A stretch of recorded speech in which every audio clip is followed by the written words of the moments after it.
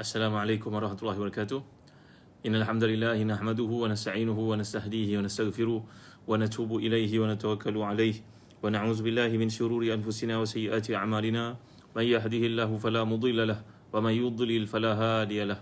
Allahumma salli wa sallim wa barik ala Muhammad wa ala ali Muhammad kama sallaita wa sallamta wa barakta ala Ibrahim wa ala ali Ibrahim fil alamin innaka Hamidum Majid. Amma ba'd. Alhamdulillah kepada Misbah yang mulia Tengku Murni, Nurzaini Abu, semua yang hadir pada malam yang mulia ni. Jadi malam ni seperti biasa kuliah kita tak lebih setengah jam pun. Zulbahari Zainuddin, Tuan Zulbahari yang dimuliakan Allah, teringat waktu kita umrah semua. Hamid Abdullah, kami HMS Aziz Wahab, Nur Rashikin Mahmud, ahlan wa sahlan semua yang hadir pada malam ni. Jangan lupa share dengan teman-teman kita yang lain sahabat, adik-beradik. Waalaikumsalam warahmatullahi wabarakatuh. Abdul Khair, adik-adik, teman-teman, rakan sekolah dulu, orang kampung, ahli karya, tolong sambungkan, tolong sharekan. Baik, seperti biasa rujukan utama kita adalah Tafsir Ibn Kathir, yang saya sangat galakkan tuan-tuan untuk miliki ni, Tafsir Ibn Kathir, jilid yang ke-9. Kita masih lagi bincangkan ayat yang ke-17 dan 18, ayat ke-18 dan 19 daripada surah Al-Fathu. Jadi harap tuan-tuan yang memiliki Tafsir Ibn Kathir tolong buka Jadi yang ke-9 ayat yang ke-17 11 surah Al-Fathu. Muka surat ke-66. Jadi tolong buka bagi tuan-tuan yang memiliki Tafsir Ibn Kathir. Kami sedang mengadakan kempen satu rumah satu tafsir. Tolong dapatkan Tafsir Ibn Kathir daripada Zahzan Travel ataupun Telaga Biru. Semudah menghubungi nombor yang tertera di bawah. Okey. Siapa yang memiliki Tafsir Ibn Kathir sedang berurusan dengan memahami kalam Tuhan sebenarnya. Kita dalam hidup ini disibukkan dengan berbagai-bagai kerja, beli handphone, beli TV yang mahal dan sebagainya, tapi kita terlupa nak beli tafsir. Kerana dengan tafsir adalah memahamkan kita pada kalam Allah. Tuan-tuan tolong buka ayat ke-18 dan 19 malam ni. Pendek je kuliah kita, tak sampai setengah jam insya-Allah. A'udzubillahi minasyaitonirrajim. Laqad radiyallahu 'anil mu'minina idh yubayyi'unaka tahta asy-syajara fa'alima ma fi qulubihim fa'anzala as-sakinata 'alaihim wa athabahum fathan qariba. وَمَغَانِمَ كَثِيرَةً يَأْخُذُونَهَا وَكَانَ اللَّهُ عَزِيزًا حَكِيمًا. Malam ni saya nak huraikan berkaitan dengan pokok. Kenapa Allah menyebutkan pokok yang dipanggil sebagai alif lam ahdiyah kat situ? Kalau belajar bahasa Arab, alif lam di situ menunjuk pada ahdiyah. Kenapa? Kerana ini menunjukkan kepada kita pentingnya untuk kita meninggalkan ataupun menjaga kesan-kesan Islam yang ada dalam kehidupan. Bukan untuk tujuan diagung-agungkan, disuci-sucikan, bukan tuan-tuan, tapi ia mengenangkan kita kepada satu peredaran waktu yang berkaitan dengan kemegahan, pembangunan, pencapaian umat Islam yang terdahulu. Maka itu sebab kita akan lihat dalam Quran ada perkara-perkara semikian disebut oleh Allah SWT. Macam sebagai contohnya kisah baju yang dikaitkan dengan Nabi Yusuf ketika pesan kepada adik-adiknya untuk mencampakkan bajunya pada ayah, kan? Baju pen Nabi Yusuf itu fartadda basira, dengan sebab baju itu dengan izin Allah maka matanya terbuka kembali, mata Nabi Yaqub yang buta itu buka balik semula. Ini perkara yang dibincangkan oleh ulama sebagai tabaruk, mengambil keberkatan daripada peninggalan orang-orang soleh. Nanti saya nak bawa pandangan oleh Imam Nawawi apa hukum ziarah kubur tuan-tuan, ziarah kubur para salihin. Tunggu jangan ke mana. Saya nak bawa tajuk ni untuk tuan-tuan faham supaya kita elakkan sebarang untuk silap faham dalam berkaitan perkara-perkara berkaitan dengan ziarah kubur, ziarah para salihin maksudnya. Kerana ada kaitan yang sedang dalam perkataan yang saya bincangkan. Jadi Allah berfirman, sungguhnya Allah telah pun redha terhadap orang beriman ketika mereka berjanji setia kepadamu di bawah pokok. Maka Allah mengetahui apa yang terdapat dalam hati mereka, lalu menurunkan keterangan kepada mereka dan berikan balasan kepada mereka dengan kemenangan yang dekat, serta harta rampasan yang banyak yang dapat mereka ambil. Dan adalah Allah Maha Perkasa lagi Maha Bijaksana. Jadi Allah memberitahu kepada kita manusia ayat ini tentang keredaannya kepada orang beriman yang berbaiat kepada Nabi di bawah pokok yang dikemukakan bilangan mereka sama ada 1,300, 1,400 ataupun 1,500 orang. Dan pokok ini maksudkanlah pokok samurah yang telah kita bincangkan dan saya telah tunjukkan dalam gambarnya kepada tuan-tuan yang berada dalam grup WhatsApp sahabat Ustaz Zahzan dan Telegram sahabat Ustaz Zahzan. Yang masuk tolong masuk supaya dapat sharing banyak fakta, doa dan juga perkara-perkara yang berkaitan dengan nota tafsir yang kita sampaikan. Ada ramai tukang catat yang setia terhadap kuliah kita ni. Alhamdulillah Wahyudi Dija Marzuki, Jadi bila Allah menyatakan perkataan asyajarah ni, saya bacakan apa yang terdapat dalam tafsir Tahrir Tanwir oleh Imam Ibn Ashur.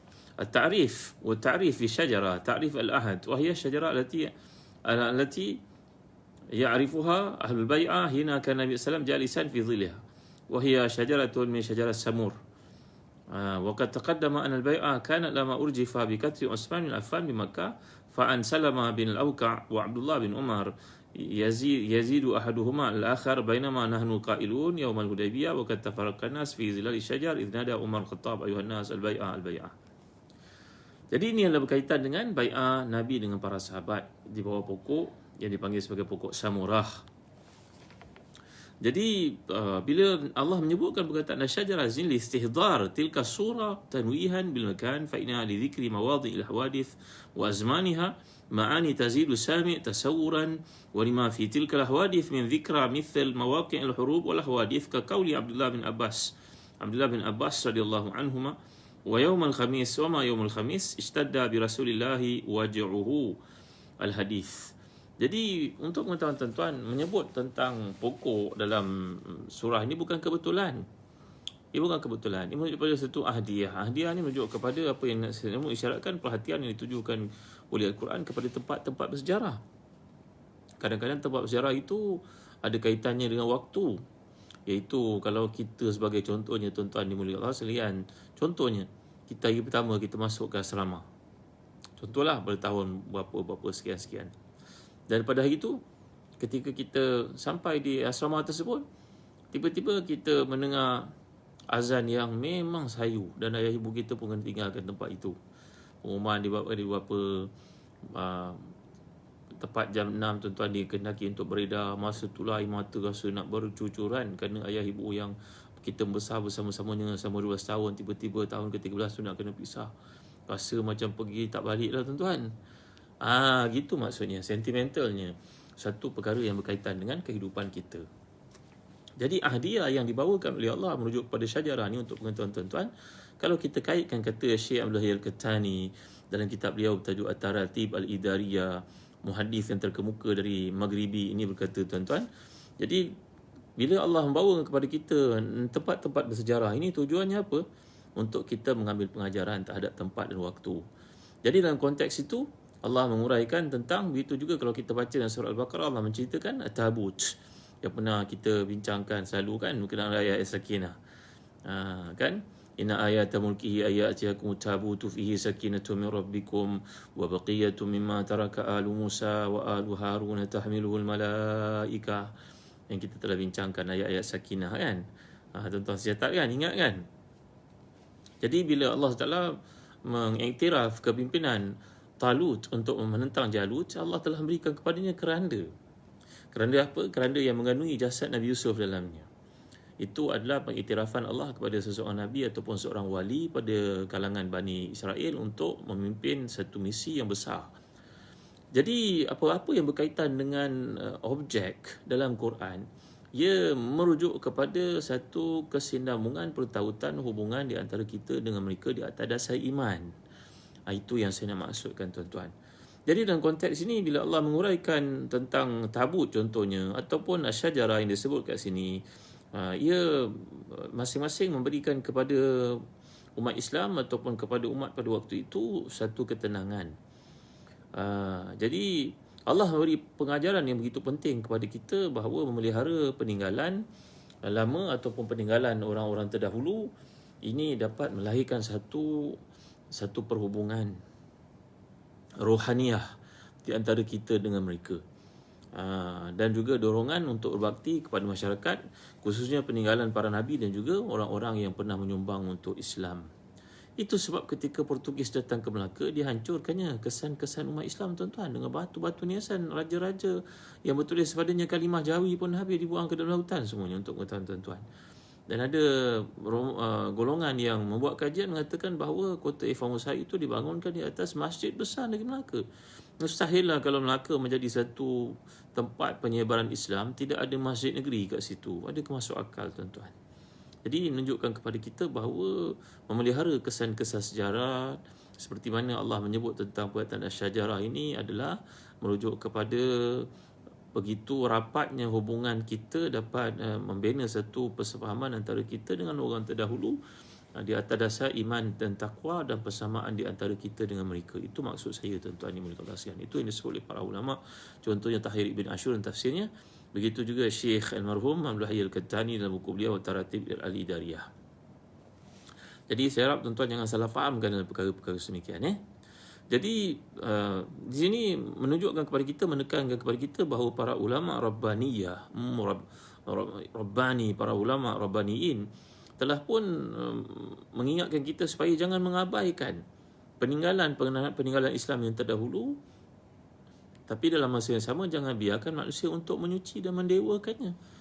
Kedua-duanya tak betul. Menghancurkannya pun salah dan mendewakannya pun salah. Itu sebab tuan-tuan ketika Salahuddin Al-Ayyubi mengumpulkan tentera untuk membuka semula Baitul Maqdis yang telah kita bincang dalam surah Isra' yang lalu, maka Salahuddin Al-Ayyubi sengaja membuat tempat-tempat namakan sebagai makam-makam. Makam Nabi Musa, makam Nabi Harun. Padahal bukan kubur Nabi Musa, Nabi Harun pun, tapi ia menjadi satu tempat untuk mengikat umat Islam pada ketika itu bahawa perjuangan mereka merupakan perjuangan Nabi-Nabi Allah. Tak ada pun makam Nabi Musa dekat tempat itu. Bahkan terletak di tengah-tengah padang pasir. Tak ada pun orang duduk kat situ. Nanti tuan-tuan ada peluang nak pergi ke Baitul Maqdis, mari pergi dengan kami lah tuan-tuan, Zahzan Travel. Kerana kami akan mendidik tuan-tuan bukan setakat pergi berjalan-jalan, tapi ada pendedahan sejarah, fakta, tarbiyah, bukan setakat ziarah sahaja. Saya dan juga ustaz-ustaz yang saya pilih akan menerang kepada tuan-tuan perjalanan ini.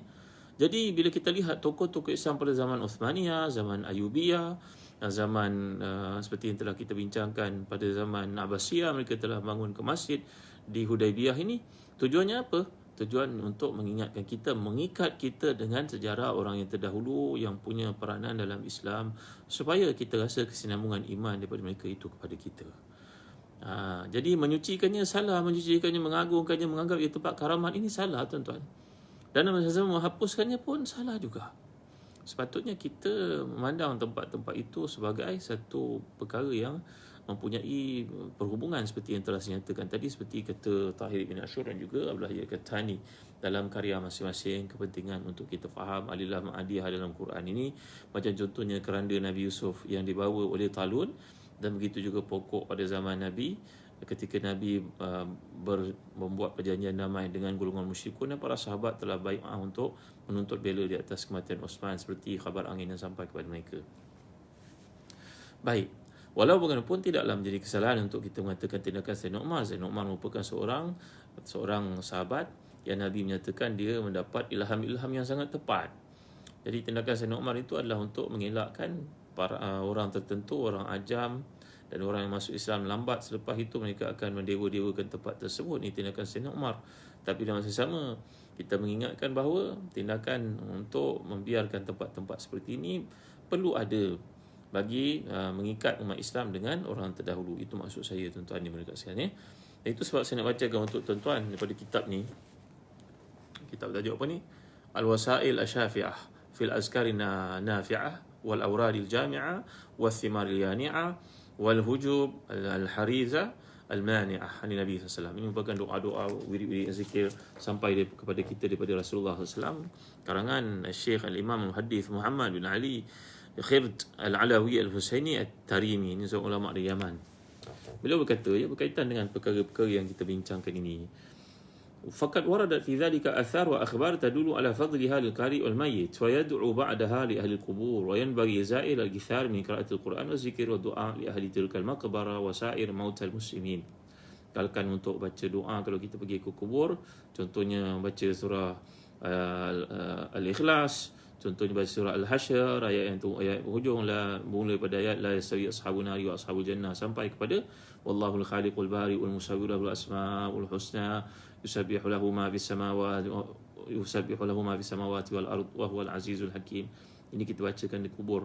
Dan kemudian disebut di bawah ni qal Imam Muhyiddin An-Nawawi wa yustahabbu li za'ir al-ikthar min az-ziyarah wa an yukthir al-wuquf inda qubur ahli al-khair wal fadl.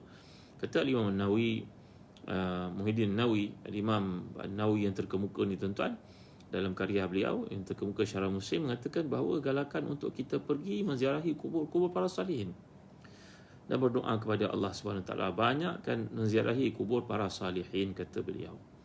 Dan berdoa di situ mengingati kepada Allah SWT atas nikmat-nikmatnya, dan mintalah kepada Allah apa hajat-hajatmu. Banyak pengalaman menunjukkan ia dimakbulkan dengan izin Allah SWT. Ini pendapat mutamat dalam mazhab Syafi'i, tuan-tuan ya. Jadi itulah dia apa yang boleh kita kaitkan dengan perkataan syajarah di sini, bahawa kubur-kubur para salihin bukanlah didewakan, disucikan sampai diagung, bukan begitu maksudnya, tapi pergi menzahir dengan tujuan untuk berdoa kepada Allah SWT, dan kubur-kubur itu patut mendapat penjagaan yang rapi, yang sempurna, supaya mengenang jasa perjuangan orang-orang terdahulu. Ini termasuklah pahlawan-pahlawan orang Islam, para ulama, para salihin, para du'ah dan sebagainya. Jadi inilah yang menjadi pendapat jumhur para ulama berkaitan dengan apa yang kita kaitkan dengan kesan-kesan sejarah Islam ini, tuan-tuan dimuliakan Allah sekalian. Jadi kemudian bila kita lihat dalam konteks ayat Allah SWT, menerusi ayat yang ke-18 ni, laqad radiyallahu 'anil mu'minina idh yubayyi'unak. Allah ridha kepada orang beriman ketika mereka berbai'ah kepada kamu. Di sini kita lihat ada perbezaan penggunaan dhamir, perbezaan penggunaan fi'il, daripada fi'il madhi pergi kepada fi'il mudhari. Apakah maksud kat sini, tuan-tuan? Kata Ibn Ashur dan tafsirnya, maknanya kat sini Allah telah ridha kepada kaum ini, dan saya telah jelaskan perkataan ridha ni maksudnya semalam. Tuan ya? Jadi Allah telah ridha kepada kaum ini daripada dahulu lagi, tentang keridhaan Allah itu adalah dengan kesungguhan mereka terhadap janji setia mereka dengan Nabi SAW, dan juga kesinambungan daripada keridhaan Allah itu membawa kepada mereka mendapatkan ampunan di akhirat dan kedudukan yang tinggi, yang telah saya bincangkan pendapat Imam Ghazali. Maka mereka, setelah mereka berjanji dan siap untuk berperang, tiba-tiba di luar dugaan mereka terjadilah perdamaian, sehingga hati mereka menjadi gundah gulana, sedih, resah, gelisah. Lalu Allah pun menyampaikan kepada mereka bahawa dia mengetahui apa yang terdapat dalam hati mereka, mengetahui apa yang terdapat dalam keresahan mereka. Allah turunkan sakinah dalam jiwa mereka. Jadi dalam hal ini Allah Ta'ala menyatakan tentang Allah menurunkan untuk mereka sakinah. Sakinah ni itu satu ketenangan yang telah dijelaskan. Kalau dalam ayat yang keempat, Allah menceritakan tentang kehadiran para malaikat yang membantu mereka, contohnya dalam peperangan-peperangan. Itu juga kalau kita lihat dalam perang Uhud sekalipun, Allah menceritakan dalam surah Ali Imran ayat ke-125, bala in tasbiru wa tattaqu wa ya'tukum min fawrihim hadza yumdidukum rabbukum bi 5,000 minal malaikati musawwimin. Benar, jika kamu bersabar bertakwa dan mereka datang menyerang kamu dengan seketika itu, nescaya Allah akan menolong kamu dengan 5,000 malaikat yang memakai tanda. Setengah pendapat mengatakan musawwimin ni maknanya berserban. Jadi para malaikat datang untuk membantu umat Islam dalam banyak masyahid, dalam banyak mawaqi', dalam banyak peperangan. Jadi tuan-tuan, sakinah itu tidak datang begitu saja, tapi ada syarat bagi kehadirannya, iaitu hati kita mestilah ditekadkan, dibulatkan untuk sabar dan juga bertakwa kepada Allah Ta'ala. Lalu Allah akan turunkan sakinah itu dalam hati. Ini sebab penggunaan perkataan yang dapat kita lihat, kata Al-Imam Ibn Ashur, bila Allah menyatakan fa'anzala sakinata alaihim wa athabahum fathan qariba. Jadi sakinah itu Allah turunkan ke dalam hati. Tapi perlu diingat bahawa diperoleh mengikut beberapa fasa. Fasa pertama dimulakan dengan mengosongkan hati daripada segala sifat tercela, sifat mazmumah, dengan mengakui dosa-dosa yang telah dibuat. Fasa keduanya adalah memutuskan hubungan yang masa yang lalu dengan timbulnya penyesalan dan pengawasan ketat terhadap diri berkaitan dengan perkara yang akan datang. Kemudian fasa berikutnya berlaku dengan sebab mujahadah, melawan sifat-sifat kejiwaan dan sifat-sifat mazmumah yang ada dalam diri, mengedepankan sifat-sifat mahmudah, menggantikan takhliyah, menggantikan yang buruk dengan sifat yang baik. Kedekut sebagai contohnya digantikan dengan sifat sifat dermawan. Jadi inilah dia, barulah Allah Ta'ala akan turunkan sakinah untuk mereka. Jadi sifat-sifat itulah yang mengantar kepada kesedaran bahawa pilihan Allah adalah pilihan yang terbaik. Bahkan mengantar mereka untuk tidak mengkehendaki untuk dirinya kecuali apa yang dikehendaki oleh Allah. Tidak mengharapkan satu melainkan apa yang diharapkan daripada Allah. Jadi pada waktu itu, kecemasan bagaimana hebat sekalipun keadaan yang berlaku akan berubah menjadi ketenangan, dan ketakutan macam mana sekalipun mimpi mereka akan berubah menjadi satu ketenteraman, keamanan. Dan itulah tanda sakinah yang Allah berikan kepada umat Islam, kepada para sahabat ketika mereka pulang dari Hudaibiyah dan mereka akan pergi masuk ke satu peristiwa yang penting pula, iaitu pembukaan Khaybar. Seterusnya firman Allah SWT iaitu Fathan Qaribah ni, kata Imam Ibn Ashur lagi, ia merujuk kepada kemenangan menghadapi orang Yahudi di Khaybar yang berlaku lebih kurang 2 bulan selepas peristiwa Hudaibiyah, iaitu Hudaibiyah berlaku pada bulan Zulkaidah, Zulhijjah, kemudian Muharram. Maka umat Islam berjaya menewaskan kaum Yahudi dan membawa pulang ghanimah yang banyak. Jadi dalam ayat yang yang disebut oleh Allah SWT kat sini, wa maghanima katsiratan ya'khuzunaha wa kana Allahu azizan hakima. Maghanimah ni tuan-tuan, kalau kita lihat dalam kitab tafsir, contohnya disebut oleh Imam Al-Asfahani dalam kitab beliau Mufradat, bahawa maghanimah datang perkataan ghanam. Ghanam ni maknanya kambing. Bagi orang Arab dan kebanyakan orang, kambing ni satu binatang yang sangat banyak manfaatnya. Ia berbeza daripada penternakan lembu sebagai contohnya, ataupun unta. Ini binatang memerlukan kawasan yang luas dan juga makanan yang cukup dan beban yang berat untuk menjaganya. Unta sebagai contohnya tuan-tuan. Unta ni satu binatang yang ganas sebenarnya. Kalau kita sebut kataan ahqad minal ibil, kalau kita belajar peribahasa Arab, ada satu tamsil, masal mengatakan ahqad minal ibil, lebih buruk sangka daripada, lebih dendam daripada unta. Kerana unta ni kita nampak je begitu tuan-tuan, tapi dia mempunyai satu minda dendam yang sangat tinggi.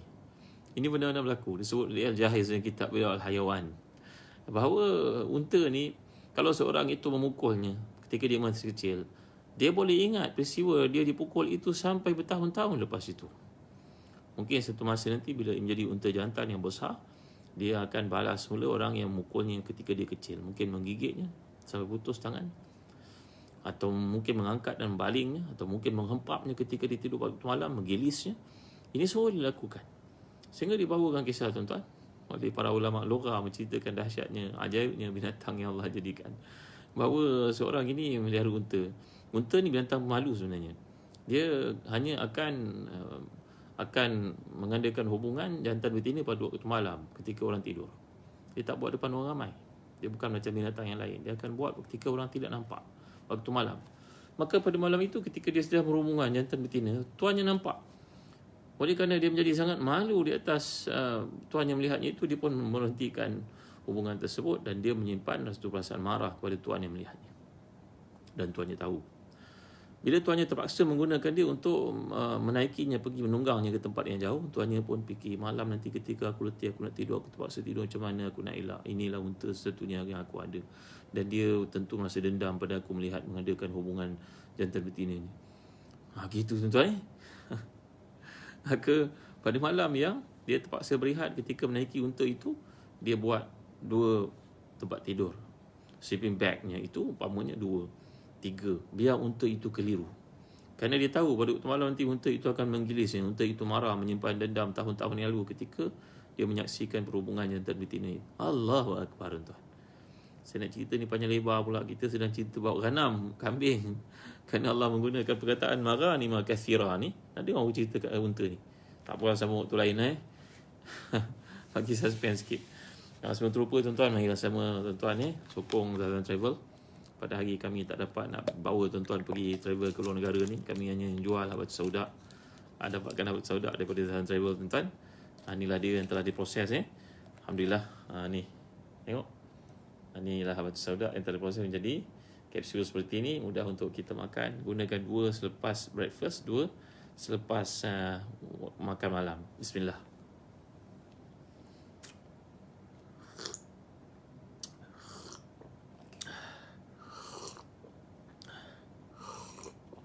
Nak tahu cerita unta sambung lah esok lah. Boleh? Kita tengah cerita kambing ni. Dapatkan habatus sauda daripada Zazan Travel. Ada nombor telefon yang tertera kat bawah. Belilah untuk diri kita, isteri, anak-anak, ibu bapa. Yang ramai yang telah menggunakannya mendapati kesan yang ajaib. Alhamdulillah, syukur dengan izin Allah.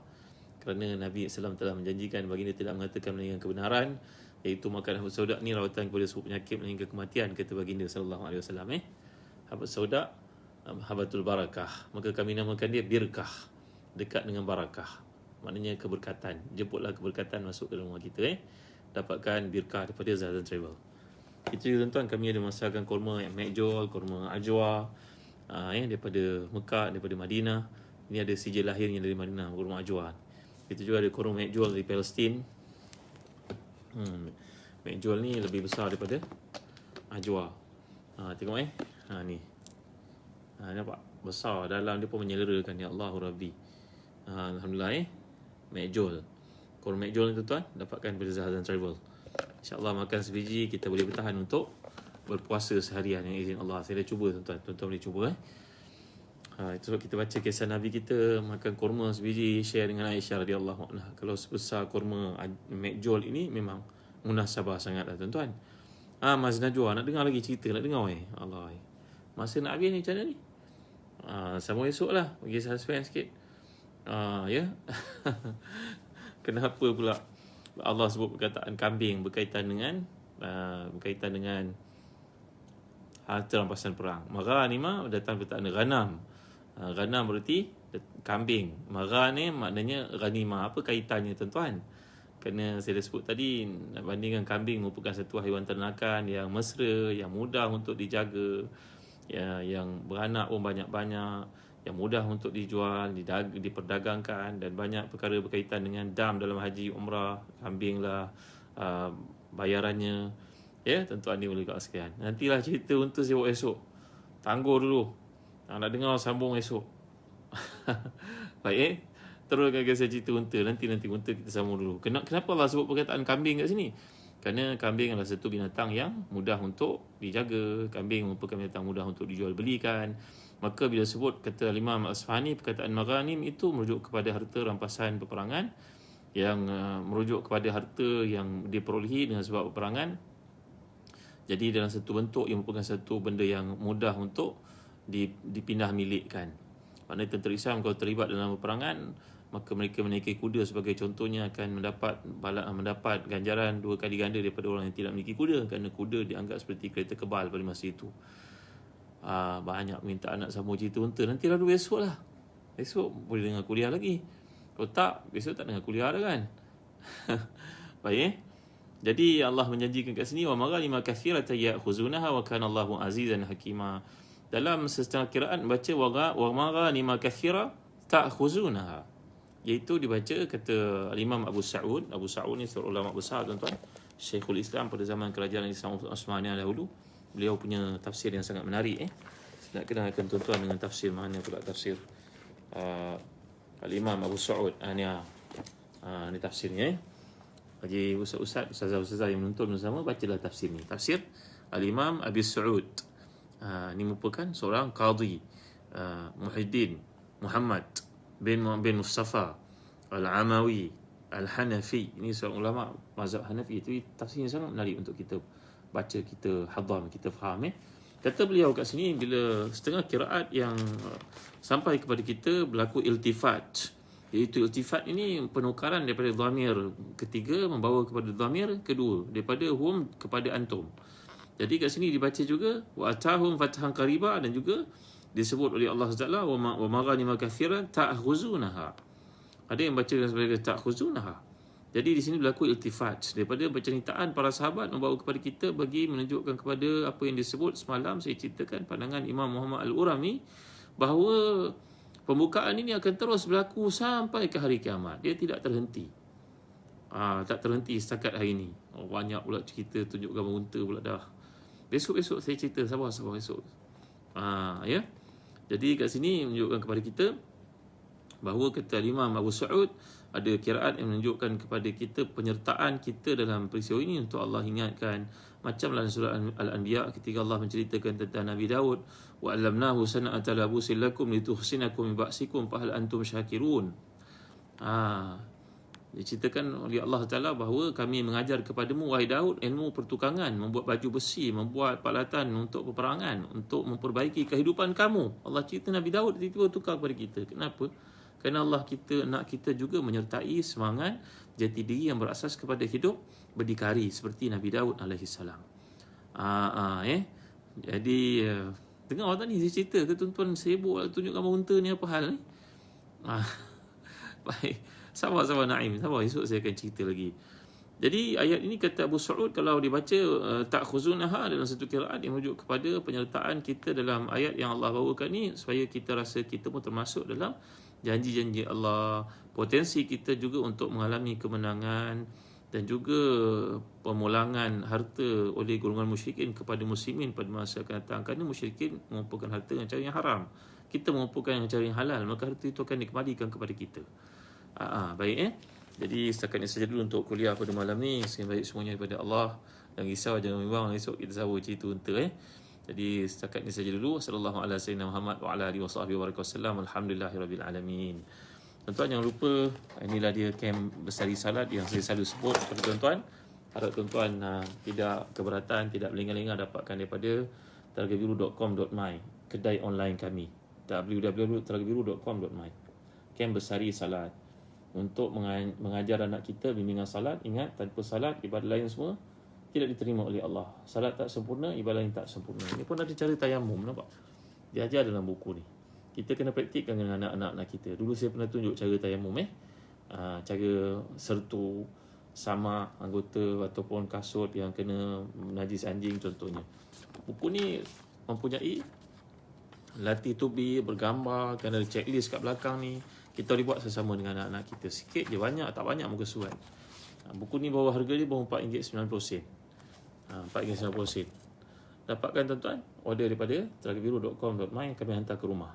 Cikgu-cikgu, ustaz-ustaz, ibu apa, tolong ambil berat buat salat anak-anak kita. Anak perempuan kita kadang-kadang usia 9 tahun.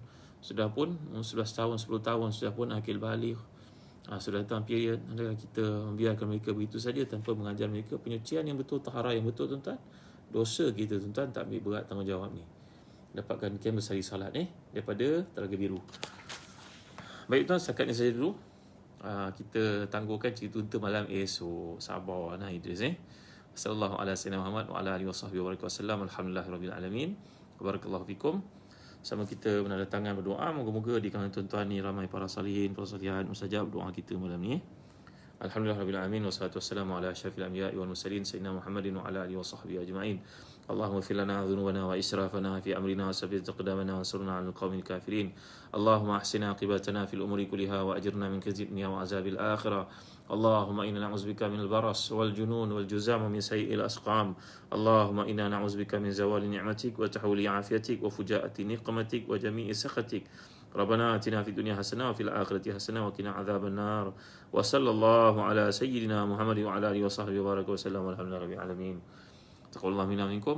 أستودع الله دينكم وأمانتكم وخاتم أعمالكم. Yang sama kita tangguhkan dengan baca suratul Ahzab tasbih kafarah. Bismillahirrahmanirrahim. Wal 'asr innal insana lafi khusr illa alladhina amanu wa 'amilus salihat wa tawasaw bil haqq wa tawasaw bis sabr. Subhanakallahumma wa bihamdik asyhadu an la ilaha illa anta astaghfiruka wa atubu ilaik. Terima kasih tuan, kenang kami dalam doa kalian. Jumpa lagi esok insya-Allah. Assalamualaikum warahmatullahi wabarakatuh.